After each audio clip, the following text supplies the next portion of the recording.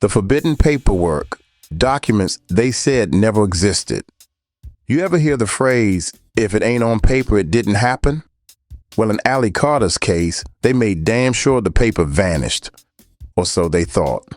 But nah, the truth always leaves fingerprints. In Allie's team, they got hold of the forbidden files. This ain't no rumor.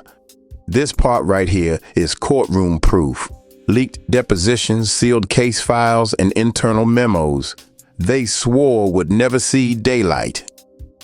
The setup early 2024, a paralegal from a legal office in D.C., name still protected, contacted Allie's lawyer through an encrypted email. The message said, "Your client's file exists." It was sealed. And it doesn't match the public record attached? A zip folder titled Carter Case _ Full Discovery _ ALT. Inside, 48 files, totaling 732 pages, all stamped confidential, all watermarked.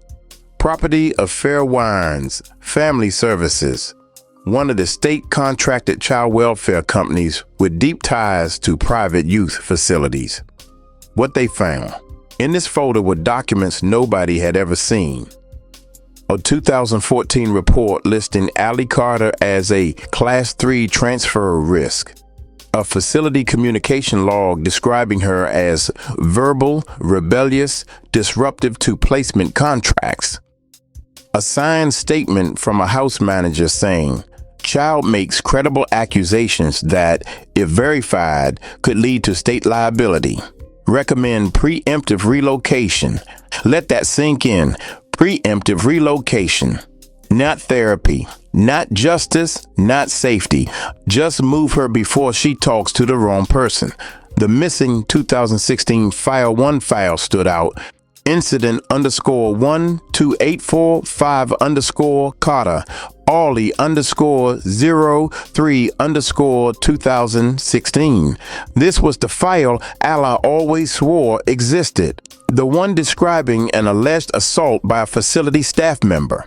The report includes Allie's handwritten statement, an internal review marked unsubstantiated, do not pursue.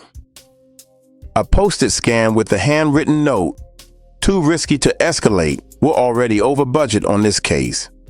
Why it matters. This wasn't just a we lost it moment. This was a cover-up with a motive. Allie's name was tied to potential lawsuits, to media exposure, to public embarrassment for high-ranking officials who vouched for these placement centers. So they buried her file. They marked her unstable. They bounced her between therapists. They erased her incident reports and rewrote her story. Until now.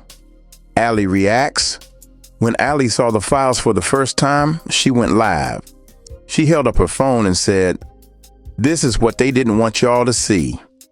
They called me dangerous, not because I hurt anyone, but because I remembered, because I wouldn't forget."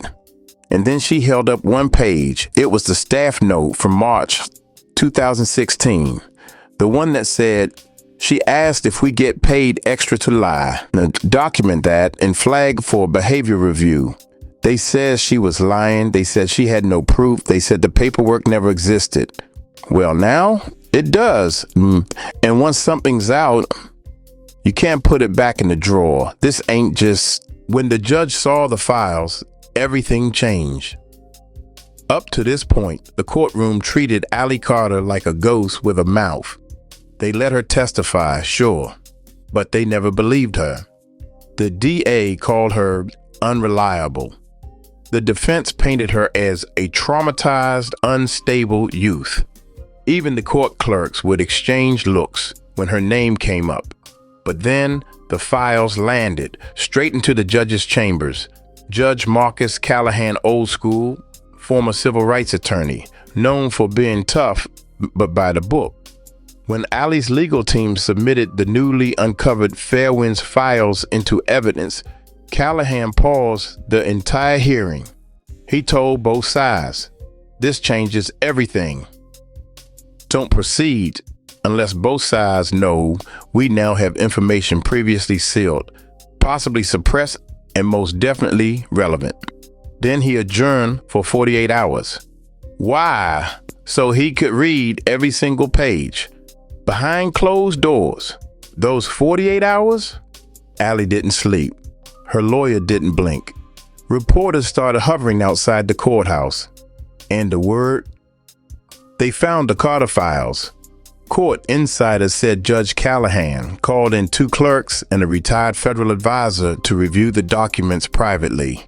One insider said the moment he read the 2016 incident note, the one about preemptive relocation, he slammed the folder shut and just stared for a full minute. The return to court. When the courtroom resumed, Judge Callahan walked in with the folder in his hand. He didn't wait.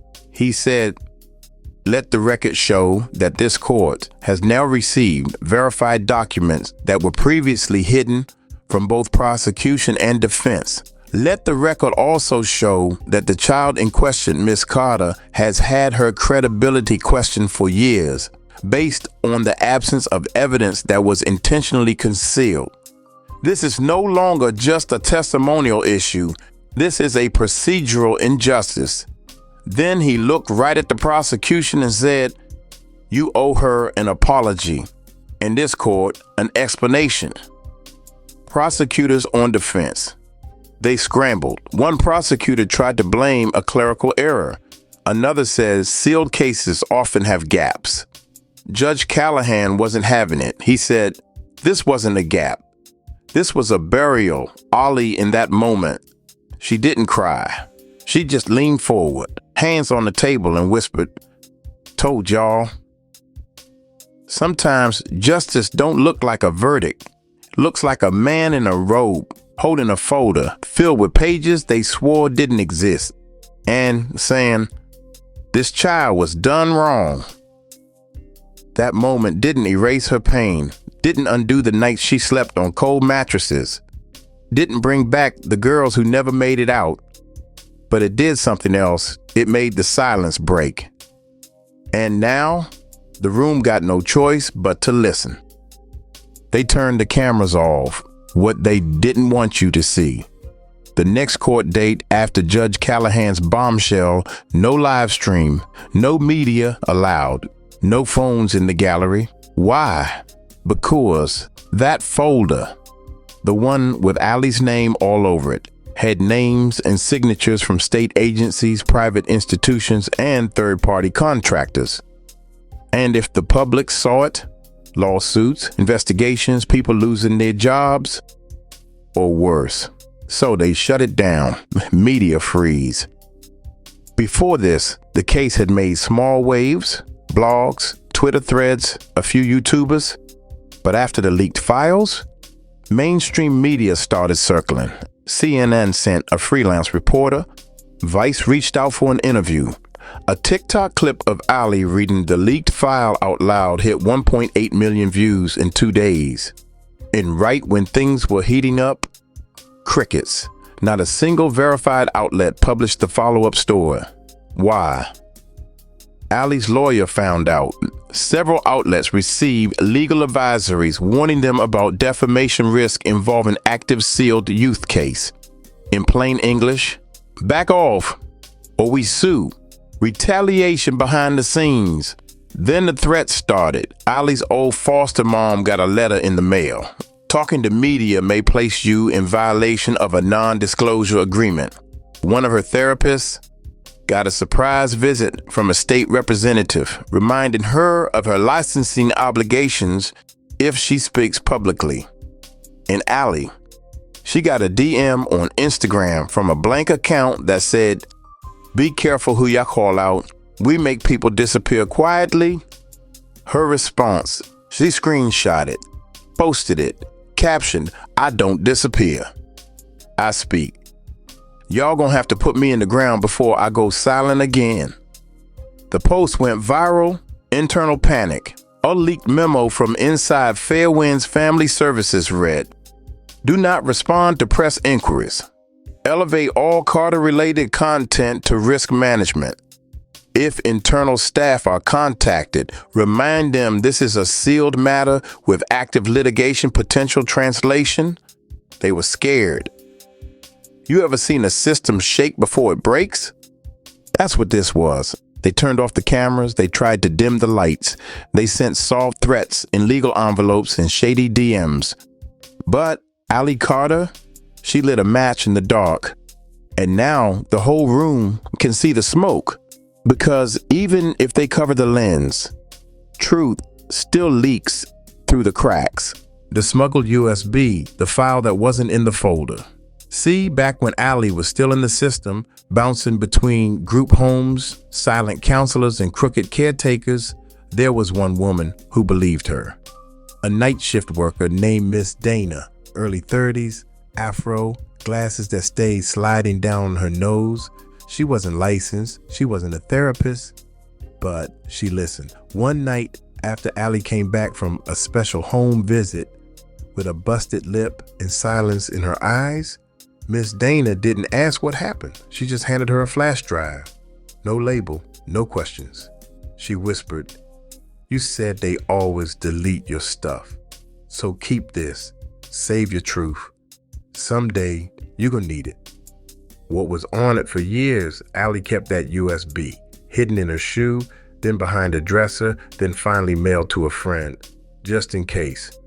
When her team finally opened it in 2024, boom, footage, photos, notes, all time-stamped between 2015 to 2017. Clip 1, a broken wrist and a dismissed nurse. A shaky phone video, Allie's wrist, clearly swollen. A voice off camera says, "You'll be fine. Ice it. No need to log this date, June 13th, 2016. No corresponding injury report in her file." Clip 2, the punishment closet photo of a narrow janitor room. No windows, mattress on the floor. Caption reads, "Where they lock us when we fight back." This matches Allie's earliest claims, but was long dismissed as hallucination. Clip 3, a staff member whispering. This one shook the room. A short clip of a male staffer saying, "Look, you smart, but you need to learn when to shut the hell up. You keep pushing this, you're gonna disappear like Tammy." Tammy, the missing girl, why it wasn't in the leak folder. This USB was never in any official system. No court had seen it, no lawyers had reviewed it, no judge had access.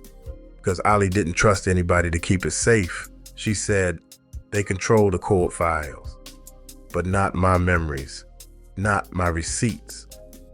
What happened after it dropped? Once the USB was revealed publicly, everything changed. Media outlets that went silent started calling again.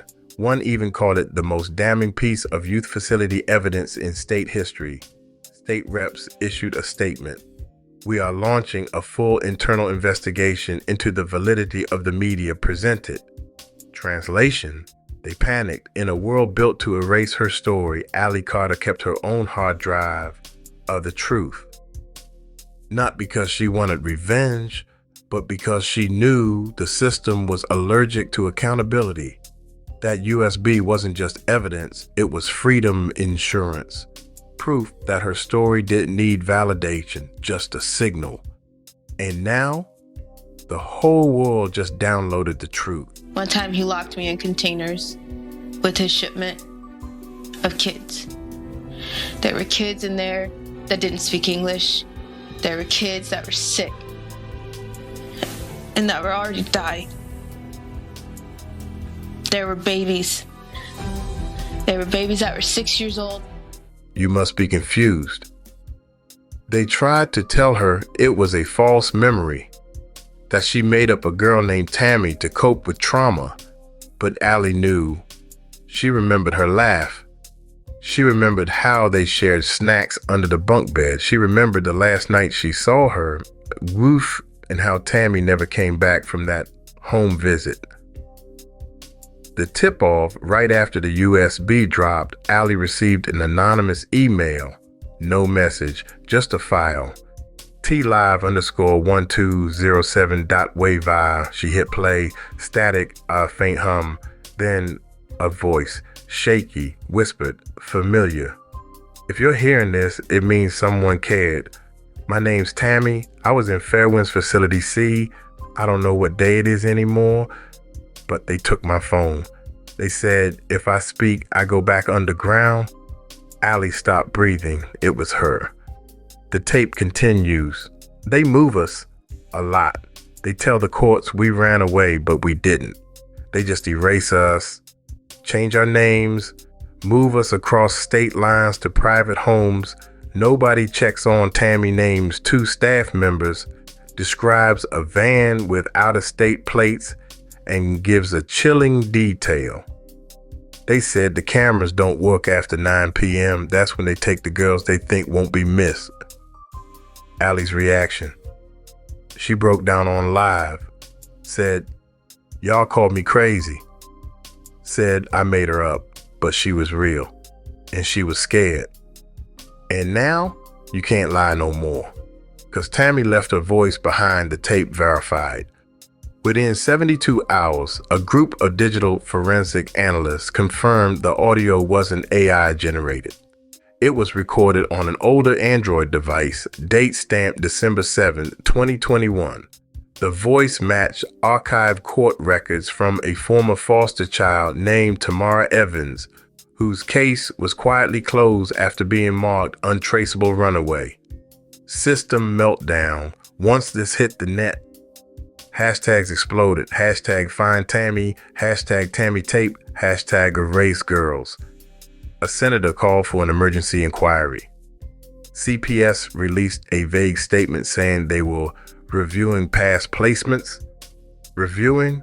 Nah, they were covering their ass. They said she was a ghost, said she was fiction, said Allie made her up. But now, Tammy's voice is on loop, being heard by millions. And that means the system don't just have to answer for Allie Carter anymore. It has to answer for every erased girl like Tammy. Names, signatures, and secrets, the high-ranking officials caught in the crossfire. See, up to this point, Allie was naming staffers, counselors, drivers, group home guards, people you'd never hear about unless you lived inside the system. But when that USB hit the light, and when the Tammy tape started circulating, folks started noticing something else. Signatures, official ones, stamped, dated, notarized. And some of them didn't match. The first signature, Director Patricia Lane. A document from 2016, a behavior transfer form, was signed by Director Patricia Lane. Only problem? Patricia Lane wasn't director of Fairwinds until 2019. The form was backdated, deliberately. That's document fraud, a felony. And when a journalist called her office for comment, she retired the next morning. Gone. The redacted pages. In a court-mandated release of archived case logs, Allie's team received a 27-page bundle. Pages 12 through 19, fully redacted. But a metadata scan showed one of the authors listed as J. Willis _DOJ, DOJ, as in Department of Justice. Yup. Turns out a federal employee reviewed Allie's case as early as 2018.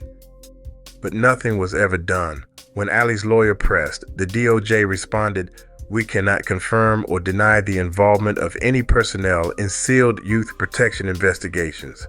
But it was too late. That name was already circling the net. The donation trail one independent researcher traced political donations from Fairwinds' parent company to a local circuit judge. That judge signed 3 gag orders related to Allie's case between 2020 and 2022. Orders that gagged her, not the state. Allie goes public. Allie didn't blink. She pulled up to a live stream with names on a whiteboard. No makeup, no tears, just a marker and truth. I'm not naming names to ruin careers. I'm naming names because they ruin kids. She circled 7 names. 4 still hold office. 1 runs a youth advocacy nonprofit. Let that sink in. A youth advocate. who signed off on missing girls. Retaliation level 2. That same week, Allie's PayPal got flagged and frozen. Instagram disabled her account pending identity review.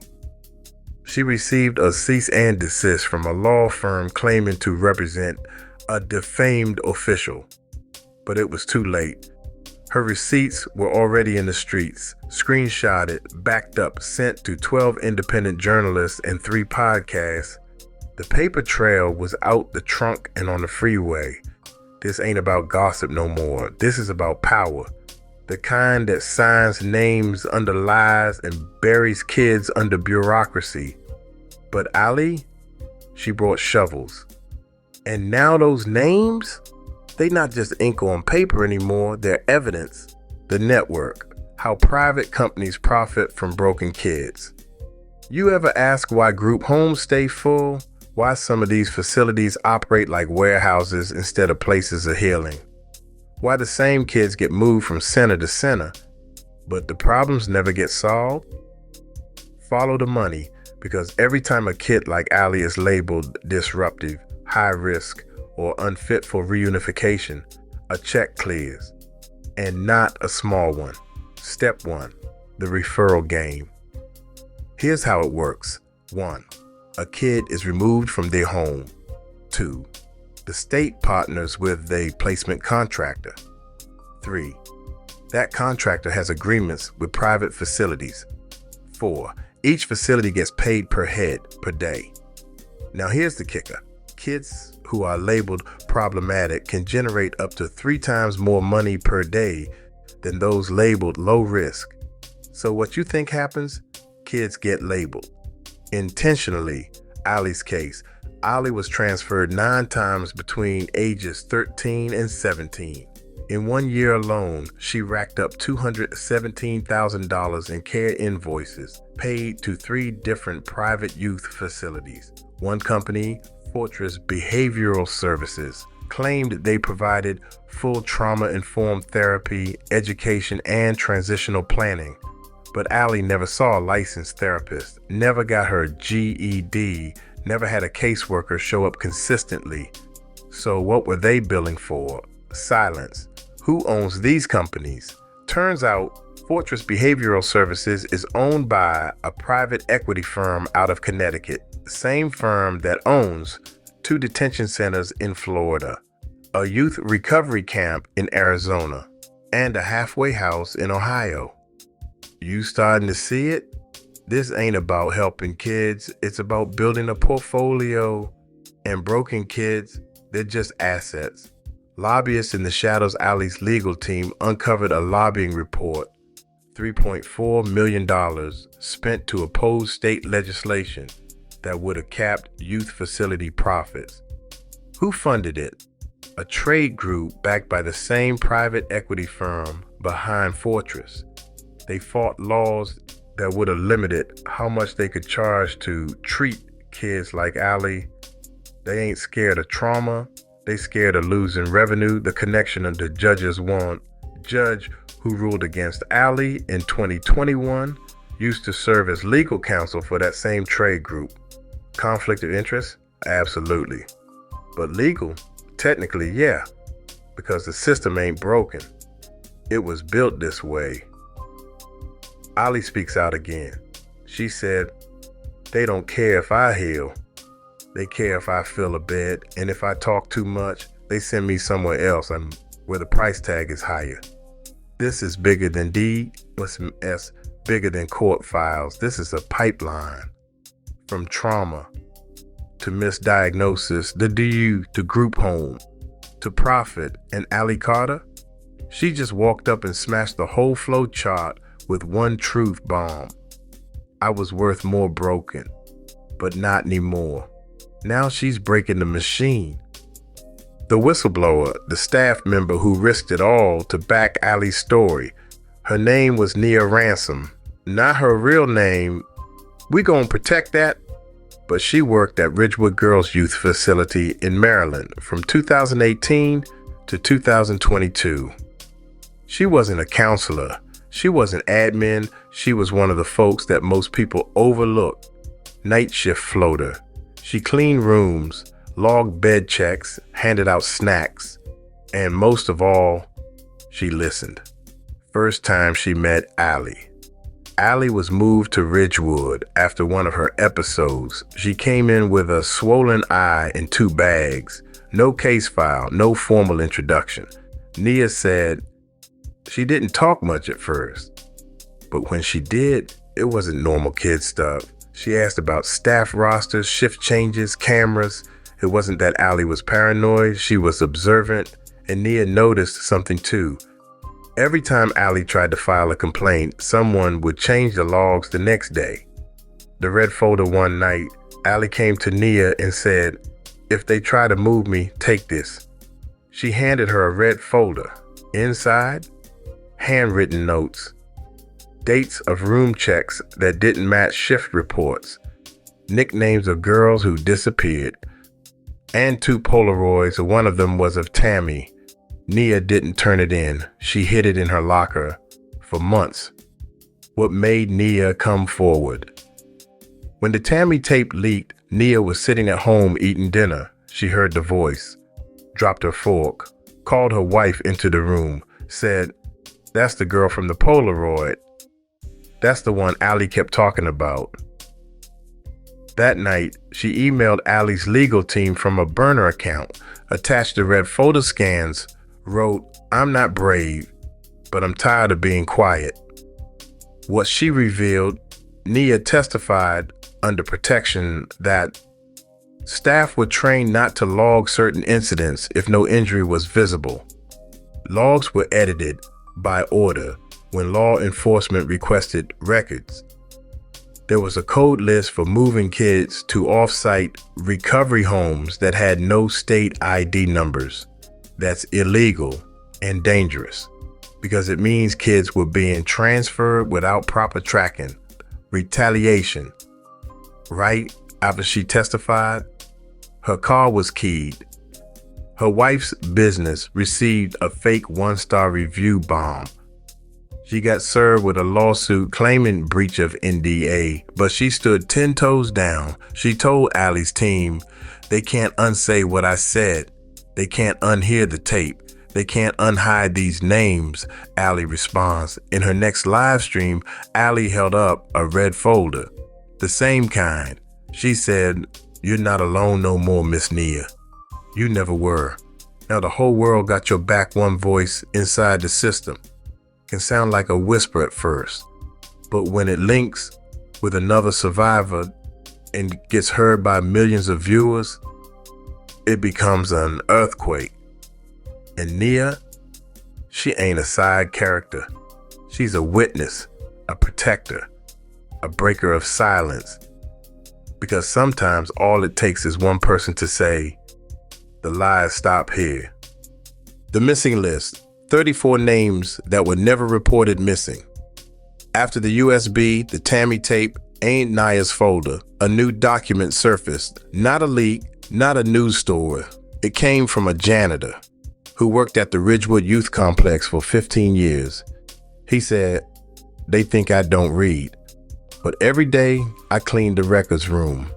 I saw the same list get printed. Over and over he smuggled it out and mailed it to Allie's lawyer. 1 page typed in all caps, 34 names, no dates, no explanation, just a list. The names that haunt some had nicknames: Lil Bit, Tay Tay, Micah D, JJ, Foster. Mute girl with red hair. One entry just said, "No ID, Allie friend."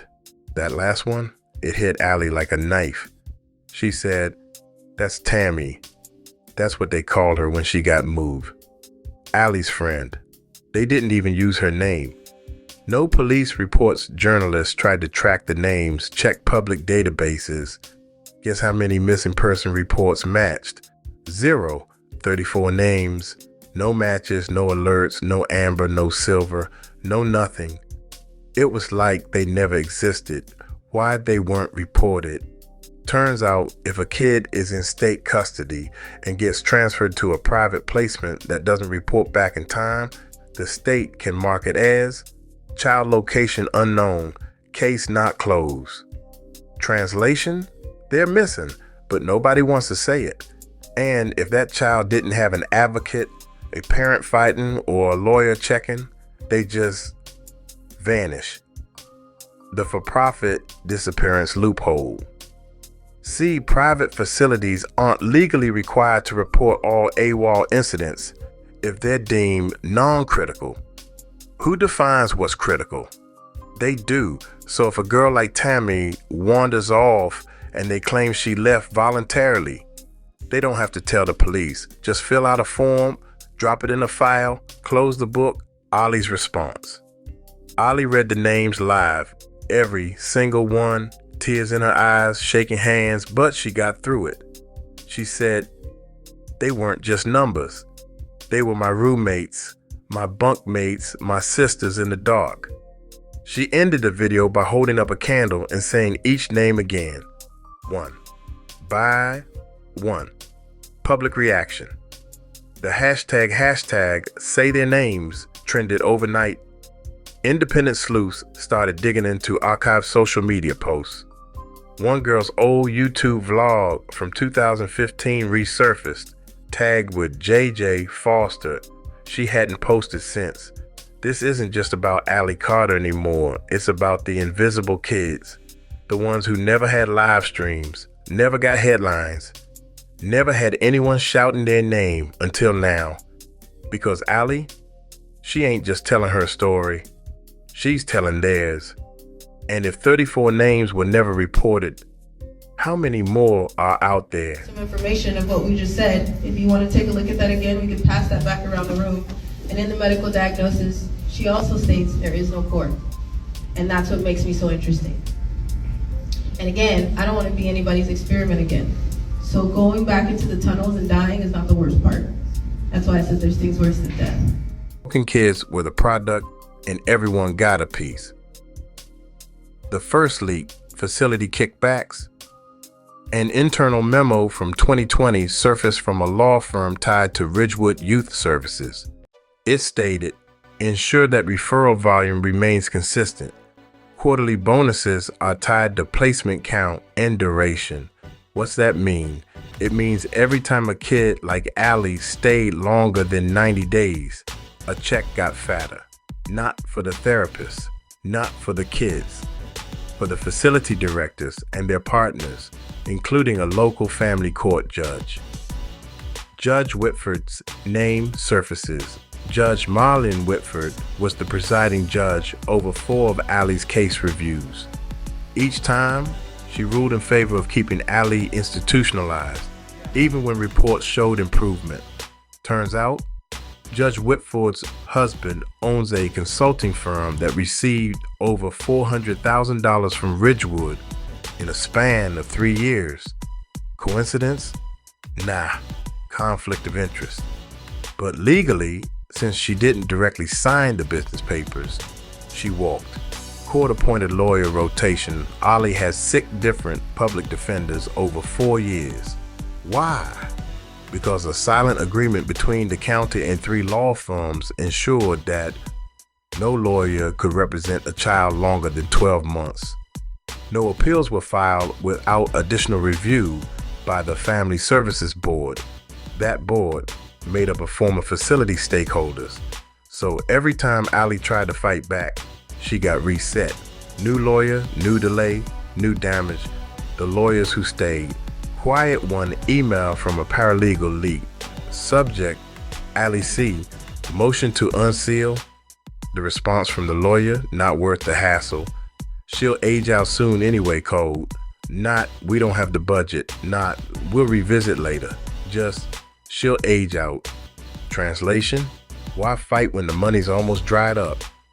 Facility owners get paid. Twice. Here's the kicker. Many of the facility owners also own property management companies that lease buildings back to the group homes, which means they were getting paid per child and collecting rent and writing off the building as a non-profit expense. So if Allie cried in a group home bed that had mold in the ceiling and rats in the corner, the dude who bought that mattress at a discount was billing the state full price and cashing the difference. Allie's reaction. When Allie found out, she didn't cry, she didn't scream, she just went live, stared into the camera and said, "Y'all trafficked me in suits and ties. You used courtrooms instead of vans, and your weapon was a signature." The fallout. After this story broke, a facility owner deleted his entire LinkedIn. A family court judge issued a public denial, but refused to answer media. A new state bill was proposed to review all juvenile court conflict of interest histories. And Allie, she got 3 more names sent anonymously with documents to match this ain't no theory. This is a criminal enterprise dressed up in business casual, where courtrooms became feeding grounds, where kids became inventory, and the very people meant to protect them were signing deals behind closed doors to keep the checks coming in. But the door ain't closed no more. Not with Allie on the mic, because every name they tried to bury, she bringing it back to life. The archive nobody was supposed to find, files from a basement that told the truth. It started with a building scheduled for demolition, an old courthouse annex in Howard County, Maryland. City sold it all. Some contractor came in to do the teardown. Inside the basement, they found a locked file cabinet behind a busted wall. No keys, no ID tags. They cracked it open with a crowbar. Inside, 4 banker boxes. What was inside the boxes were labeled: inactive, do not re-enter, pending review, juvenile non-active, and one just said Archive 34X. The last one, that's the bomb. It held redacted interview transcripts, old internal complaints, unreleased audit reports, handwritten memos about unauthorized placements, a fax document marked top level only, not for digital scan. Let that sink in, not for digital scan. They ain't even want this stuff near a computer. The smoking paper, one folder dated July 2017, was titled Unreported Transfers, Reed, Ridgewood, and Subcontracted Homes. It listed 19 youth moved to overflow sites that had no formal licensing status. One site was an abandoned motel, another a recovery camp run by ex-military contractors with no background in child psychology.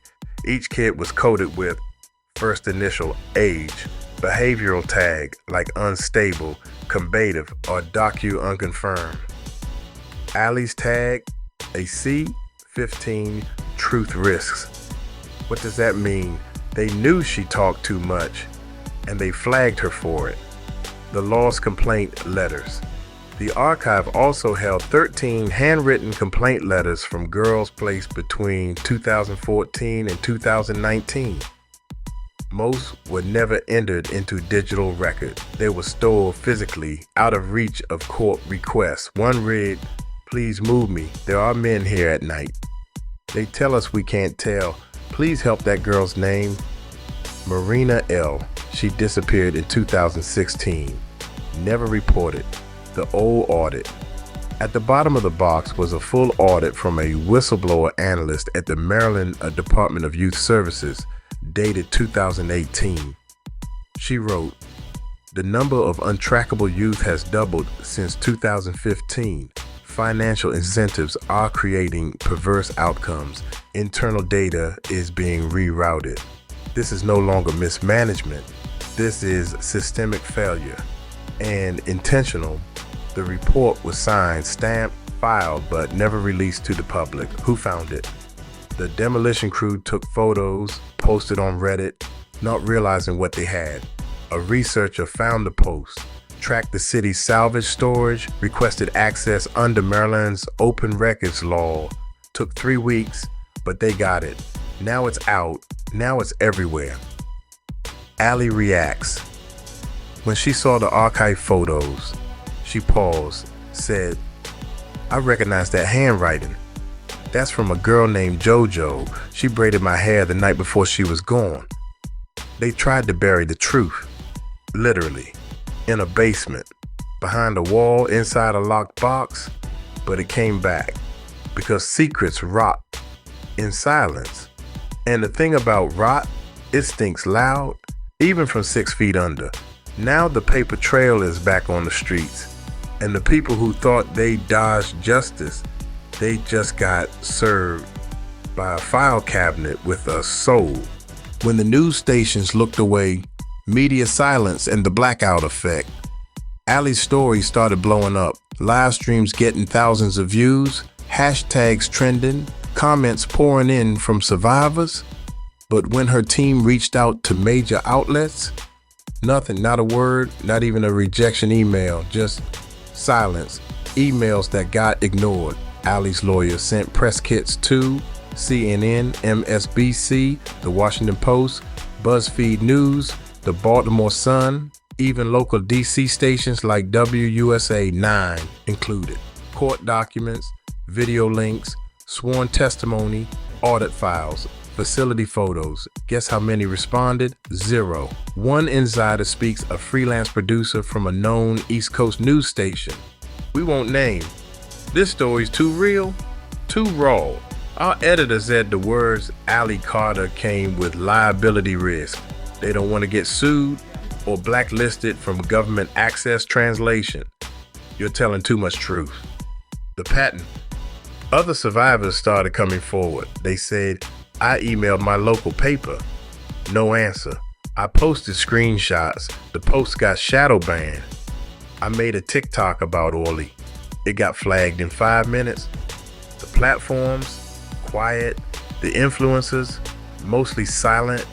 The same ones that'll jump on any gossip or celebrity drama, nowhere to be found. The theory, controlled coverage media watchdogs started asking questions. Why is there no public coverage of the Ridgewood documents? Why hasn't Allie's testimony been picked up by a single major outlet? Why are verified survivor accounts being auto-flagged on social media? Then came the theory, the blackout effect, a coordinated hush order between state agencies, youth service contractors, and big media advertisers, some of whom fund these same facilities. If a story risks damaging the child protection brand, they snuff it, period. Allie's response. In one of her boldest lives, Allie said, you can silence a tweet. You can ignore my emails, but you can't delete what happened. You can't mute my scars. She called out the outlets directly, held up a list on camera, said, every one of y'all had a chance, and you chose clout over children. The streets picked it up. Since the media blacked her out, you know who picked her up? YouTubers, podcasters, independent journalists, barbershops, backyards, because truth don't need a news anchor. It just needs a mic. You ever wonder how abuse can go on for decades? It's not just because people didn't care. It's because people who could have said something chose not to. And when the people in power turn down the volume, it's up to the people on the ground to turn it all the way up. That's what Allie's doing now. With every live, every document, every story shared, she's breaking through the silence and taking back the mic. By E7, your mind is not your own at all. By E7, your mind is a robot. Does that make sense? You are now, yes sir, no ma'am. You will stand in the cold even if that is abuse. I know at one point that the military does break people down to say like, Single tweet from Taraji P. Henson, Kerry Washington, Charlemagne Lagarde, Megan Good, Ava DuVernay, Viola Davis, or Oprah. Despite being directly mentioned, Allie noticed and she took notes. In one of her most viral live streams, she looked dead at the camera and said, I'm not asking y'all to save me. I'm asking y'all to say something. You spoke up for horses, trees, and TikTok dancers, but not for me. The selective advocacy problem. This wasn't just about Allie. She started pointing out the pattern. Let a celebrity say they were mistreated at a hotel. The whole world care. Let a poor black girl say she was trafficked through CPS. Dead air. It ain't that they don't see it. It's that they don't want that smoke. Because once you speak on Ali, you got to speak on Diddy, Oprah's school scandals, CPS funding, underground group homes, and all the shady nonprofits your publicist told you to avoid private support. Public silence. Allah's team leaked some receipts. DMs from verified celebs that said things like, "Keep speaking your truth, sis. I see you. Praying for you. I wish I could say more, but I can't." Translation: I'm with you, just not in public. The celebrity brand first era. Ali's supporters started asking, where was Lizzo, who said she loves all survivors? Where was Megan Thee Stallion, who said protect black women? Where was Tyler Perry, who built studios for healing, but said nothing about Diddy's freak-off parties? Because here's the hard truth. Speaking on real trauma with real consequences doesn't fit the brand mood board. Ali's explosive challenge. In a live stream titled Tag Your Faves and Watch What They Don't Do, Ali said, "If you too scared to speak my name, don't you ever act like you a voice for the voiceless again." She tagged Oprah, she tagged Diddy, she tagged Kimora Lee, she even tagged Beyonce. Then she said, "You knew, you heard, you chose quiet. So now we see you." The fans clapped back. Some stands tried to defend their faves. Maybe they didn't see it. She's too controversial. This ain't their fight. But Ali's people pulled receipts, tweets from the same celebs liking posts about their skincare, brunch dates, and PR stunts, while her name was trending. So yeah, they saw it. They just didn't care enough to speak. The industry loves to say, we stand with survivors, until the survivor don't fit the script, until she messy, until she loud, until she broke the NDA, until she ain't light-skinned enough, until she name dropped someone rich. Then suddenly, silence, but Ali, she gonna keep talking. Cause she never needed permission, she just needed a camera, a signal, and some breath in her lungs. And now that she's got it, she's holding the whole game accountable. Behind the curtains, what Ali saw at that mansion. She never said the address out loud, but in one live stream, she dropped clues. It was outside LA in the hills. Big gates, like movie gates, with a goal line. You get buzzed in, not by security, by an iPad. She was taken there when she was 15, through what she was told was a private foster placement. Sounded fancy, sounded safe, but as soon as she stepped in that marble hallway, she said her soul screamed run, the smell of wealth, and something else. The place was huge, cameras everywhere, staff that didn't talk. She said the hallway smelled like money and moldy secrets, like bleach and perfume, all trying to hide something dead. She wasn't allowed to bring her phone. They took it at the door. And from that point on, she was off grid. Who was there? Ali said she saw famous faces, but only in flashes. People in masks, sunglasses at night. Some she recognized, some she didn't. She described a Grammy-winning producer with rings on every finger, a former sitcom star who liked to sit in the corner and watch, a female celebrity who brought 2 teenage girls for company. She never dropped names, not on live stream, but in court, she allegedly wrote them down. Sealed testimony, still unreleased. The room with no corners. One room she called the freak room. Walls were curved, no mirrors, no sharp edges. The furniture bolted to the ground. She said they built it like a padded cell, but made it look like a spa. There was a red light in the ceiling. When it turned on, nobody could leave. What they made her do, Ali never gave full detail. But in one video, she broke down sobbing and said, "They said if I scream, nobody will hear me." And if I run, they'll send me back to the same group home that sold me. She talked about being dressed up in clothes she didn't own, being photographed, being told to smile or else. She said, I wasn't a guest. I was the entertainment, the woman with the clipboard. She remembered a woman, not a celebrity. Someone with a clipboard, headset, and a Bluetooth earpiece. Professional, like a stage manager. She walked the halls, checking off names. Allie saw her whisper to a tall man in all black, who then approached a girl and led her away. That girl? Allie never saw her again. The bathroom scene ally told a story that still haunts people. She escaped to a bathroom during the party, locked the door, sat in the tub with her clothes on. She looked up and saw a camera in the vent. She said, that's when I knew I was never meant to be safe here. I was content. How she got out, she didn't escape. She got returned. A white van pulled up the next morning. Same driver as before, same lie.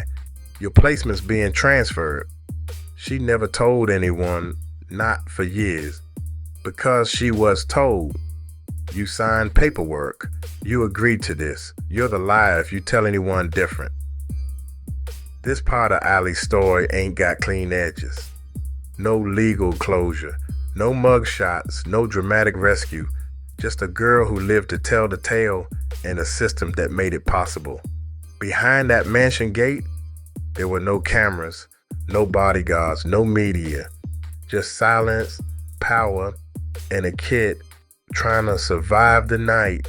They said it was therapy, the dirty secret behind behavior camps.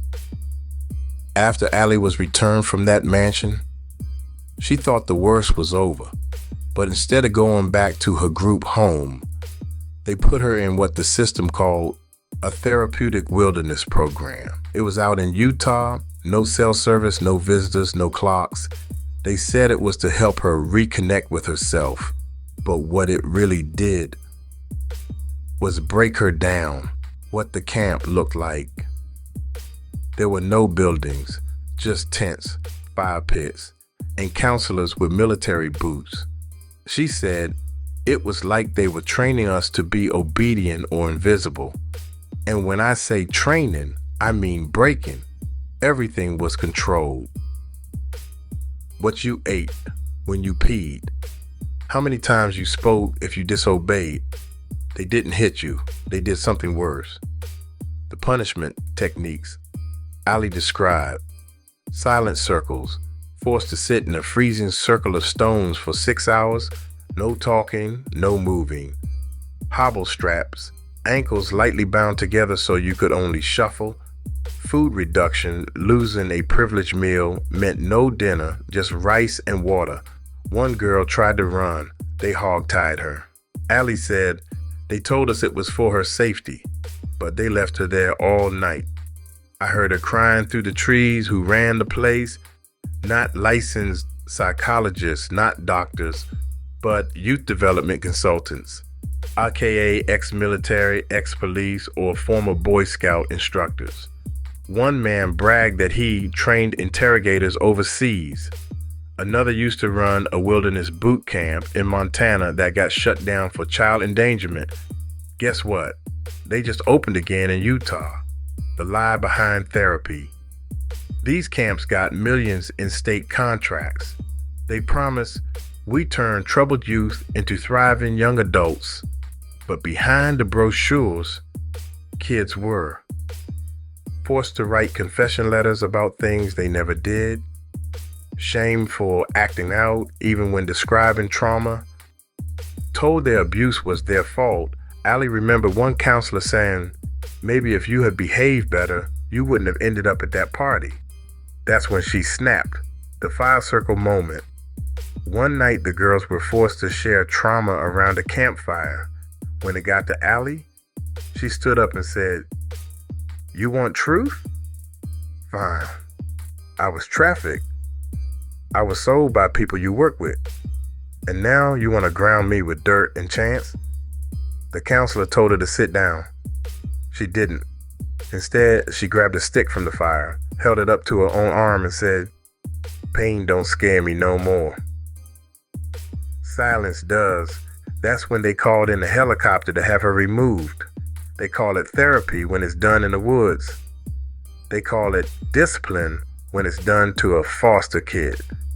But when you strip away the brochures, the stage photos, and the success stories, what you really got, modern day trauma farms, where broken kids get broken worse, where silence is bought, and where Allie Carter almost forgot who she was.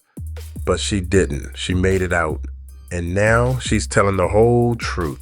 Stick by stick, scar by scar. The doctor who knew. Therapy sessions that turned into threats. After she got pulled from the Utah program, Allie was told she'd be placed with a trauma-informed specialist in D.C. The woman's name? Dr. Melissa Train, board-certified, licensed trauma therapist, known for dealing with difficult foster placements. Sounded perfect, but Allie said she looked like help. She sounded like help, but she was working for them the first few sessions. At first, it felt real. Dr. Train asked gentle questions. When did you first feel unsafe? Do you remember names? Did anyone ever record you without your consent? But the more Allie opened up, the more she noticed something. The sessions weren't private. Hidden observers on session number 3, Allie caught a reflection in the glass frame behind the dock. A man standing behind the one-way mirror, recording. She said, it clicked. This wasn't about helping me. It was about seeing what I would say. If I say too much gaslighting 101, when Allie asked about the mirror, Dr. Train smiled and said, that's just a soundproof barrier and no one's watching you. But Allie had already seen the red light. From that day on, the sessions changed. More pressure, more focus on how much was your fault, more statements like, you do realize memory can be distorted under trauma, right? Have you ever considered that you might be exaggerating? You have a tendency to spiral. That's a red flag in court. Allie said they weren't breaking me with fists. They were breaking me with doubt, the signed consent form. One day, Dr. Train asked Allie to sign a routine update form. It was 4 pages. Buried on page 3, the undersigned agrees that sessions may be shared with legal entities involved in placement management for purposes of protection and compliance. In other words, they were building a case against her. When Allie flipped the script, Allie came in one day, calm, sat down, smiled. She said, you recording? Good. Here's my message. Then she listed every name she'd been told never to say. The man at the mansion, the woman with the clipboard, the group home admin who threatened her. The real name of the person who picked her up in the black SUV. Dr. Train looked shocked. Then said, Allie, this is inappropriate. I may need to call in a supervisor. Allie said, good. Make it 2. That was her last session. The threat that followed 3 days later, Allie's case manager showed up with a file. Said her behavior was deteriorating. She was unfit for standard placement. And if she continued these delusions, she could be considered for mental health commitment. Institutionalization, that was the threat. Stop talking or you'll never talk again. You see the pattern yet? They say therapy is for healing. But what they gave Allie was a psychological cage, a test to see if she'd crack, to see if she'd forget, to see if she'd play along like so many before her. But she didn't. She saw through the mirror. She called out the trap and she walked away still talking. And now she's telling all of it. So the next girl that walks into that office knows it ain't safe just because it says therapy on the door. I've been ready. A lot of you are ready. Like, let's get over with, right? You're like, just release it. Just drop it. For whatever reason, even on the Ghislaine Maxwell case, people are holding on to names because they know it's going to destroy some of these celebrities because you guys love them. It's going to destroy a lot of these Court-ordered silence, the gag orders meant to bury the truth. When Allie started speaking publicly, it wasn't just a problem for her former placements. It became a problem for the state. Because once the leaks started hitting the timeline, people began asking the wrong questions. Where are the court transcripts? Why is her juvenile case sealed so tightly? Why can't we FOIA any of this? That's when the legal machine kicked in. The first gag attempt.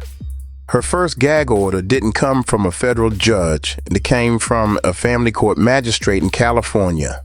The wording: to protect the mental health and future rehabilitation of the minor, the subject and all representatives are prohibited from discussing or disseminating case-related information publicly. Translation: shut up or face contempt. And guess what? That gag order was signed ex parte, meaning Allie wasn't even in the courtroom.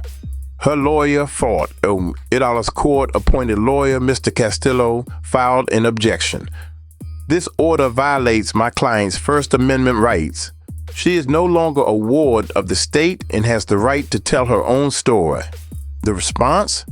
He was removed from her case and replaced with someone who refused to file appeals. That's how fast they move when you start talking too loud. Social media censorship. Shortly after, Allie Instagram got shadow banned. Then her YouTube channel got flagged for spreading misinformation. Her Twitter/X account locked twice for sensitive content. And what was the content? Her reading her own court file. Her explaining the gag order. Her breaking down how many times she'd been moved by CPS. Nothing illegal, just inconvenient. The secret hearing, one of the biggest moments. A sealed hearing in early 2024, held in Washington, D.C. Ally wasn't informed, but her name was on the docket. A journalist tipped her off that multiple government agencies had submitted risk assessments about her viral influence. That hearing led to a request for federal intervention to evaluate the necessity of a blanket suppression order. They were trying to silence her on a national level, and the only reason it didn't go through, a public records advocate filed a lawsuit and forced a delay.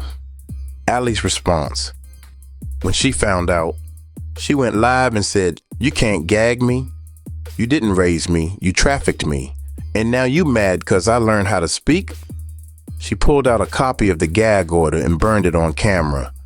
Said, "If the judge wants my voice, he can come take it himself." This system, it don't always need guns or cages to silence you. Sometimes all it takes is a courtroom, a quiet pen, and no cameras.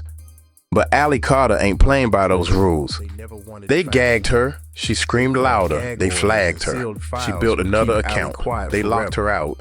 She walked back in with 50,000 followers, ready to repost. The one thing scarier than her voice was evidence. The lost file box. It started with a message from an old CPS worker, someone who finally grew a conscience. They said, "Your case wasn't mishandled. It was rerouted, not lost, not misfired, but rerouted into a drawer marked Federal Protective Interest," meaning what happened to Allie wasn't just a system failure. It was protected, shielded, co-signed, and then they sent her a picture, a dusty archive box with her case number on it, stamped with 3 letters, HSI, Homeland Security. For a foster kid. Ask yourself why. The mysterious email dump. A week later, Allie gets an anonymous email. No text, just links. Hundreds of internal memos and timestamps showing. Transfer orders changed overnight. Case supervisors removed mid-cycle. FBI victim notification protocols redacted.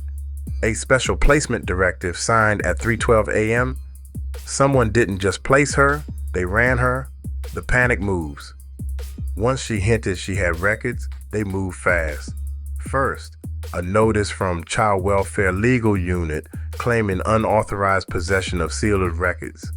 Then her email login started glitching, cloud access revoked, Google account security reset, and an encrypted device she'd never seen before appeared in her mailbox. Return to Compliance Officer, Federal Juvenile Records Division. Return? She never received it in the first place. This wasn't cleanup. This was containment. The whistleblower called late night, block number, voice shaking. They know you have copies. They're prepping a civil injunction, but listen carefully. 3 judges refuse to sign it. They're scared of discovery.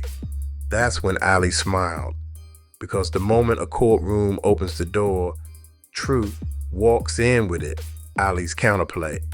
She didn't hide the files. She didn't bury them. She did the one thing they hate most. She decentralized the truth. Hard drives mailed to advocates. Encrypted vaults online. Trusted hands on 3 coasts.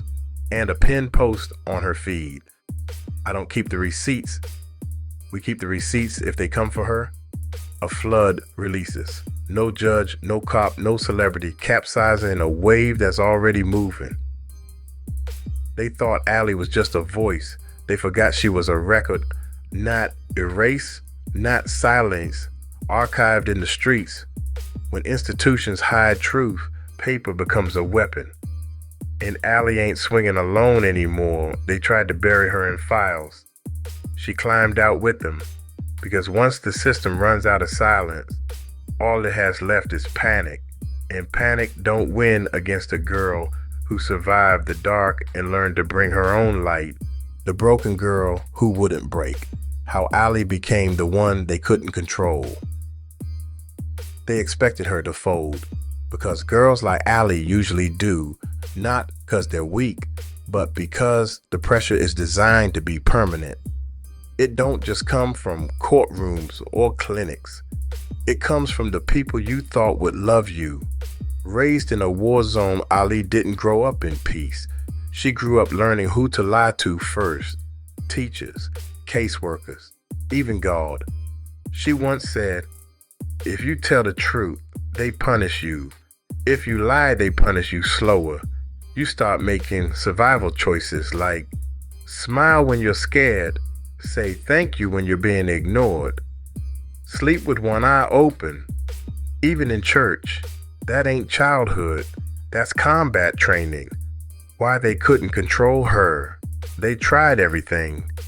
Isolation, drug prescriptions, forced compliance programs, trauma camps, therapists who recorded her foster homes with locks on the fridge and bars on the window.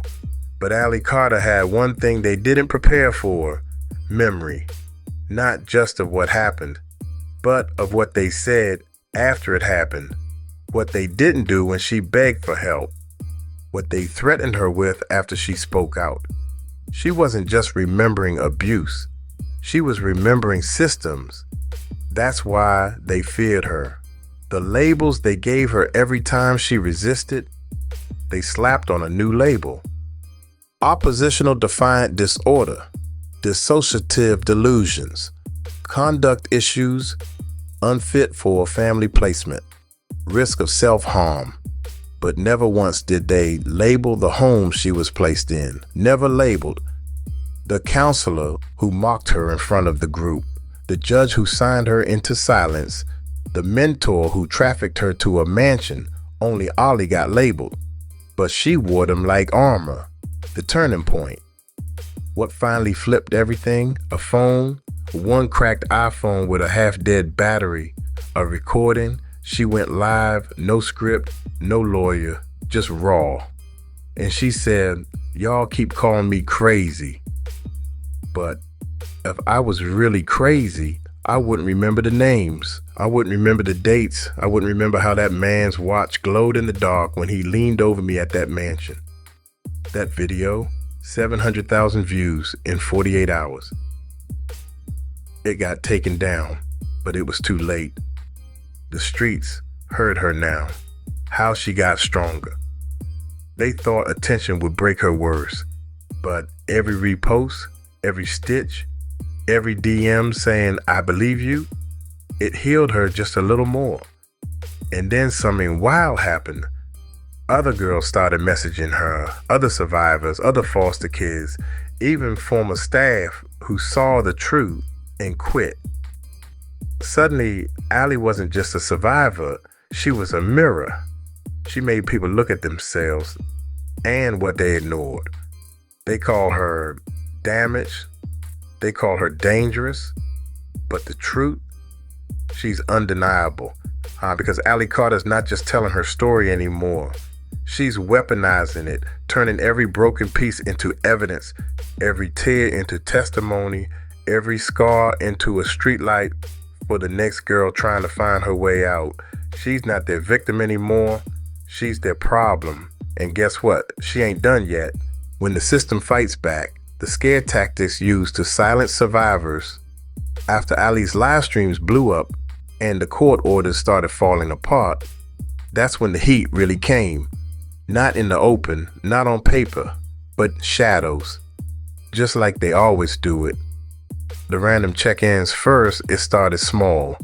A CPS rep knocking on her aunt's door, claiming they received an anonymous tip that Allie was a danger to minors online.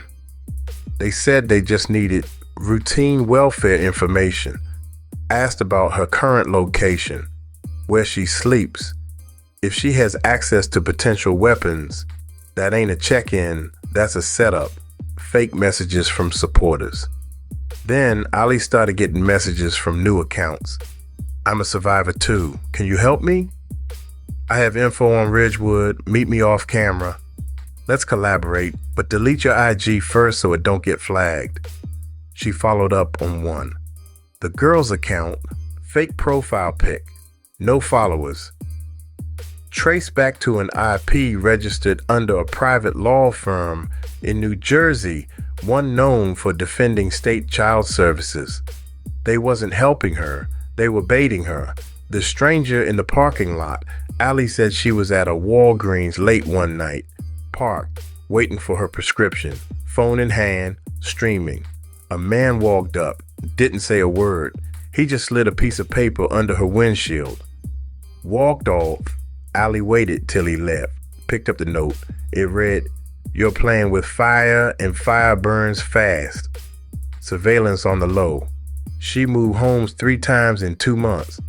Each time, a car with tinted windows parked across the street.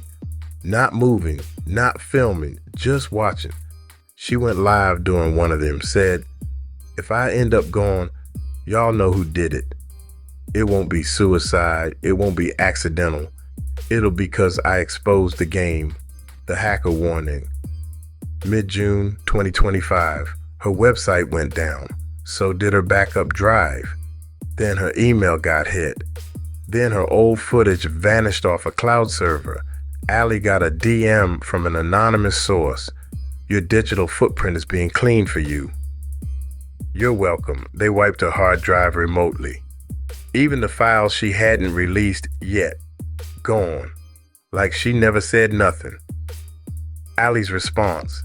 She didn't run. She went harder, dropped a full 1-hour video the next day, called it "Try Me." In it, she listed every time she was watched, every car that followed her, every name that threatened her, and the new name she was ready to drop if she disappeared. She ended it like this: "Y'all love playing with fire? Cool, but I'm the girl that don't burn. I'm the smoke y'all can't outrun." This system don't fight fair. It don't throw fists, it throws fear. It don't silence you, it scares you into silencing yourself. But Allie Carter, she flipped the whole script, used their tactics against them, went public with their threats, dared them to try again. Now, every scare tactic becomes evidence. Every shadow becomes a spotlight. Waiver from the children unless it's trending. When do they talk about the children? Do they only talk about it when it's trending? The messages that changed everything. It started with a few DMs. I was in Ridgepoint too. They moved me 13 times in 1 year. That counselor you named, He touched me too. I thought I was crazy until I heard you. Then it became hundreds. From California, New York, Texas, Hawaii, even overseas. Girls in Canada, Jamaica, the UK. Same stories, same silence, same scars. But now, one voice gave them permission to speak. Project Red Ribbon. Ali launched it quietly. No big donors, no nonprofit paperwork, no celebrity endorsements, just a hashtag. # Project Red Ribbon. She said, for every survivor who ain't ready to speak yet, tie a red ribbon in your post. You don't need to say nothing. Just let us know you out here. Let the system know we're watching now. Within 3 weeks, over 40,000 ribbons. On posts, backpacks, fences, even shoes. From victims to voices, Ali created chat groups, then support forums, then private live streams for survivors only. Every week they met online, not to cry, but to plan. How to FOIA sealed records, how to file retroactive reports, how to protect each other from online retaliation, how to legally record conversations with therapists and CPS. They weren't victims anymore. They were soldiers. The Ali Academy. It started as a joke. Someone called her Professor Carter in the chat. So she leaned in, started doing full breakdowns. How to report a corrupt caseworker, how CPS uses labels to block you from reunification, what judges don't want you to know about family court funding. She broke the system down in street language. No fluff, no fancy terms, just raw truth. And the kids ate it up. One girl said, I never got a real education in school, but I'm learning the law now. Thanks to Ali, they tried to hijack it. Once it got big, people tried to hijack it. Fake advocates popped up. Politicians tried to co-opt the ribbon for votes. Organizations offered her funding. Only if she toned it down. She turned every one of them down. Said, you don't get to water down a fire I built with my own pain. Ali Carter didn't want fame. She wanted freedom. But when the world gave her a mic, she passed it, shared it, multiplied it, raised a new army of kids who ain't afraid no more. Now, they're filing lawsuits, writing books, running pages, building safe houses, even planning a red ribbon march for 2026. All because one girl decided to speak when the whole world told her to shut up. When they realized Ali wasn't lying, the moment the media flipped. At first, she was just a headline punchline. Unstable foster girl rants online. Trauma survivor accuses stars with no proof. TikTok teen claims conspiracy. Experts say she's confused. They laughed, they labeled, they dismissed, but Ali kept talking, kept naming names, kept pointing to paperwork. And one day, the paperwork talked back, the leak that shook the press. It started with an email, an anonymous tip sent to 3 independent journalists. Subject line said, confirmed her files were suppressed. Attached, scans of sealed case documents from 3 states, all of them with Ali's name blacked out. But the case numbers matched what she had been saying for months. Details of forced transports, payments made to private facilities, incident reports never filed with police, and the kicker? A confidential memo from 2021 that read, if media pressure increases around subject AC, immediately refer all inquiries to Office 3. Do not confirm or deny existence of file journalists. Start digging. A small YouTube news channel broke the story first. Then came a blog post from a trauma advocate. Then Reddit picked it up. Then Rolling Stone dropped a headline. Did we ignore a whistleblower because she was in foster care? Suddenly, mainstream media got real nervous. They couldn't ignore her anymore. The interviews that changed everything. By July 2025, Ali sat down with a former CBS producer, 2 trauma-informed reporters from Vice, and a crew from a new Netflix docu-series on child protection. They gave her space, let her talk raw, didn't edit her into sound bites. She cried, she screamed, she named institutions, and with case numbers and dates. That footage went viral before it aired. Clips leaked, TikToks blew up, reaction videos hit 1 million views. And for the first time, the comments weren't calling her crazy. They were calling her credible. The reactions from people who ignore her. Few big names started backpedaling. A foster care agency released a statement. We take all allegations seriously and are cooperating with reviews. A former celebrity she mentioned in a 2023 live stream said, I don't recall ever meeting her, but I hope she gets the help she needs too late. Screenshots of old tweets mocking her got dug up. Old articles calling her unstable got, quote, tweeted into the dirt. The world had flipped, and Allie was no longer the story. She was the source, Allie's response.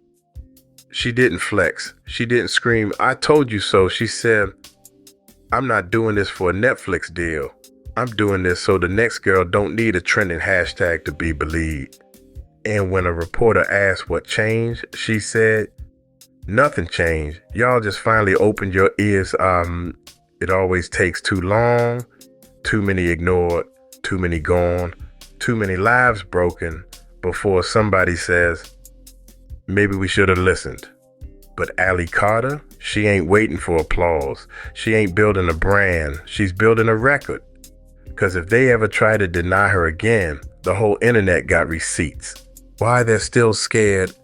The secrets Allie hasn't told yet. You'd think with everything she already exposed, the names, the homes, the flights, the rooms with no cameras, that would be enough, right? Wrong. Because Allie, she got more, and she's been saving it for the right time, for the moment they try to erase her again. The locked flash drive. In one of her IG lives, she casually mentioned, I gave a copy of everything to 3 people. If I go missing, it drops the people she gave it to, unknown, protected, trusted, what's on it. According to Allie, flight logs from 2018 with names that don't belong. Emails between a group home director and a D-list celebrity. Photos from a hidden phone she wasn't supposed to have.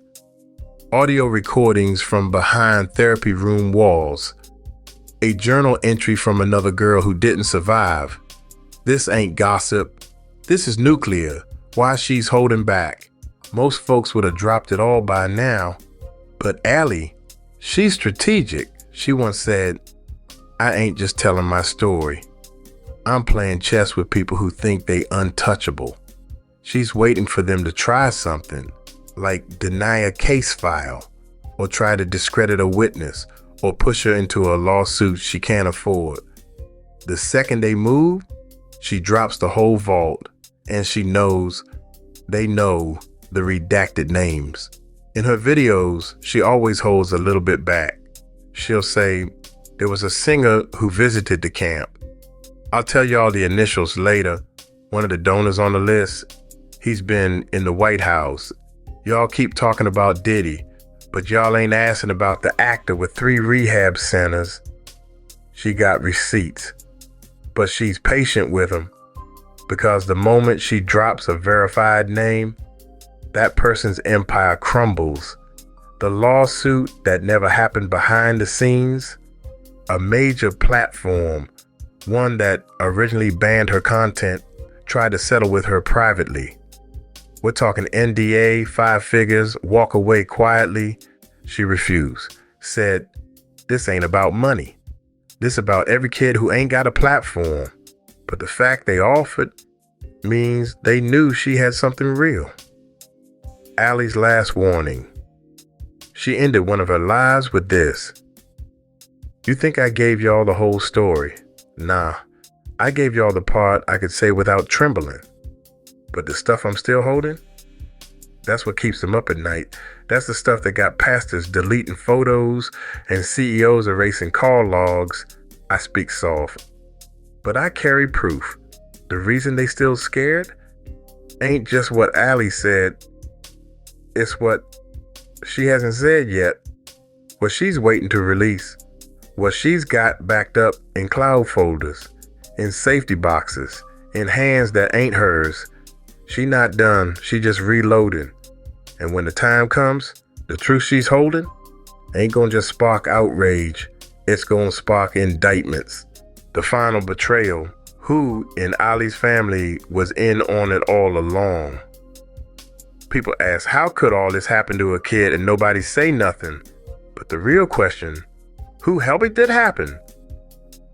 Because Ali wasn't just a victim of the system. She was a victim of someone who knew her bedtime stories. The stepmom's smile. She always had that gentle tone, church lady vibes, said all the right things, but something always felt off. Ali recalled how every time she tried to speak up, that woman would say, "Don't bring that energy into this house. God don't like liars." And yet, her phone always disappeared before court dates. She once found $1,500 in cash in her stepmom's sock drawer. And one day, she overheard her on the phone. She's starting to remember.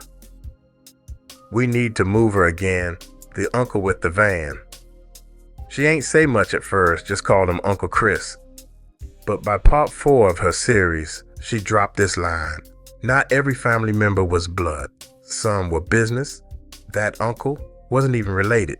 Used to pick her up from school. Used to take her to volunteer programs miles away. And later, she found a folder with photos of other girls. Some were smiling, some were not. That folder had his name on the metadata. Her real father's silence. Now this hit the hardest. She once said, "If my real dad would have said one word in court, just one, I would have never gone back into state care." But he didn't. He sat silent. Every time. Ali believes he was threatened. Somebody had something on him. Or maybe. He chose peace over protection. And that kind of silence is betrayal in slow motion. Ali's journal entry, "I was born into it." In a page from one of her old journals, dated 2022, she wrote, "I think my family was part of the reason I got trafficked. I don't think they planned it. I think they allowed it. They took the money. They ignored the bruises. They said, 'She's dramatic,' and when I screamed, they said I needed pills."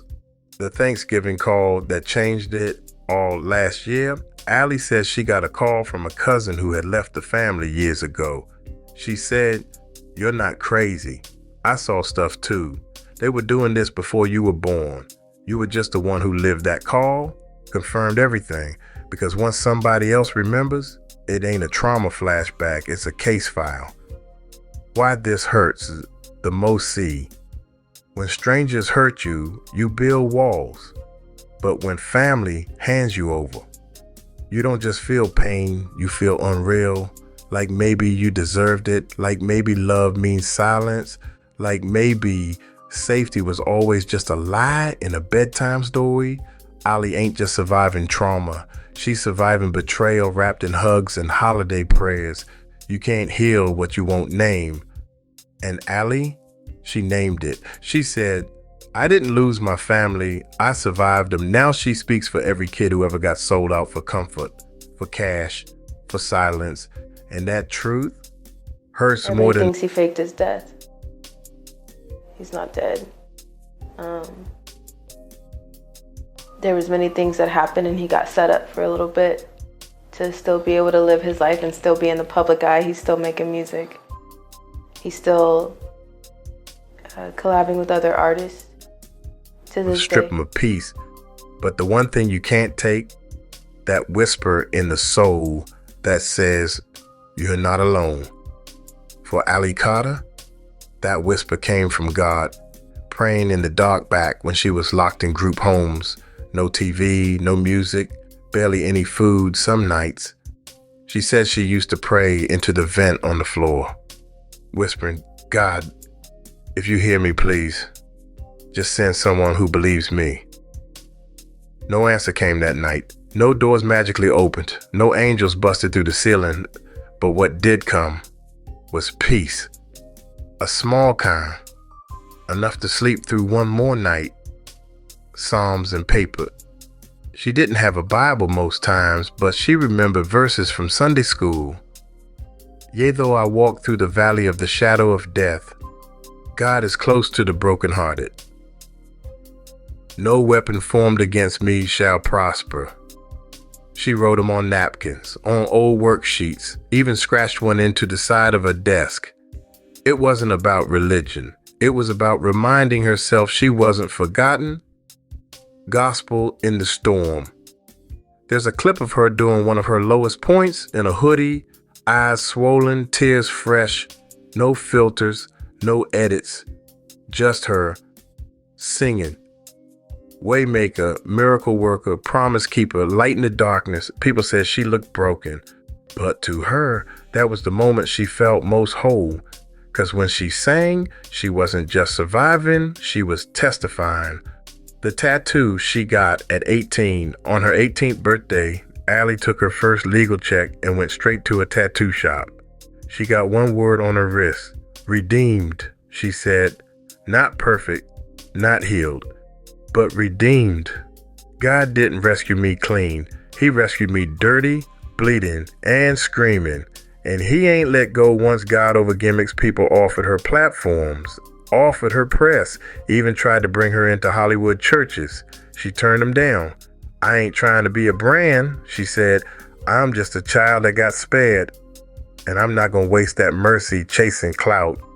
She don't care about followers.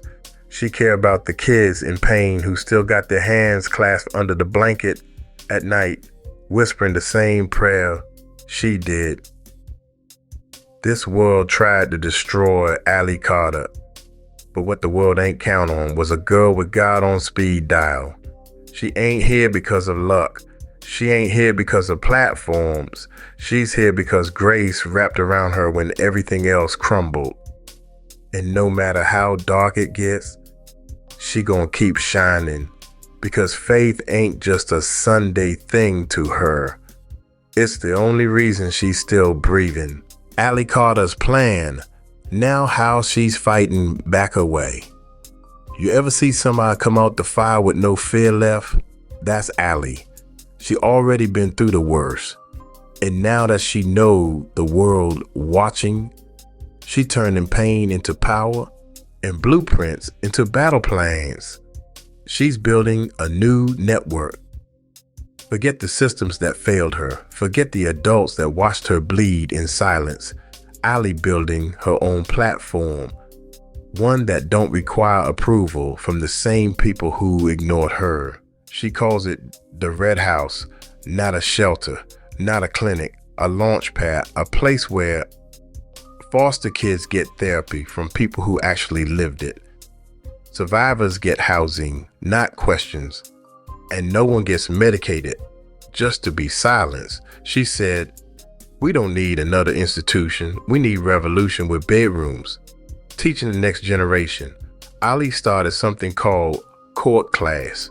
Twice a month, she gathers kids, some in shelters, some out, and teaches them how to read their own case files, what their social worker can and can't legally do, how to file a report that can't just be ignored. One 15-year-old girl said, I never knew I had rights. Allie taught me I could say no to placements. She taught me that my voice matters and it ain't just theory. They're using what she teaches to win cases, funding her own way. No grants, no fancy donors, just a GoFundMe and raw faith. She told her audience, y'all want to support me? Don't send flowers. Send backpacks. Send flash drives. Send prepaid phones for kids on the run. And they did. The first month, she raised enough to help 12 kids relocate safely. Second month, she hired a part-time case researcher. And now, she got lawyers DMing her offering free services. She ain't forgetting the Bob platform.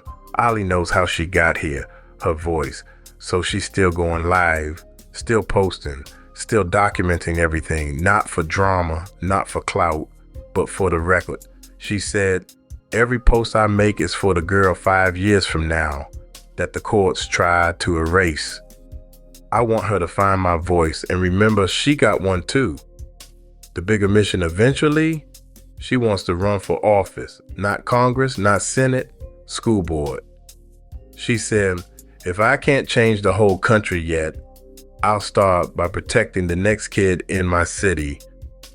I don't want to sit on a throne. I want to sit in a seat that makes real decisions for real kids. This ain't just a comeback. This is a counterattack. Ali Carter took every bruise, every label, every locked door, and it turned it into a weapon for the next girl.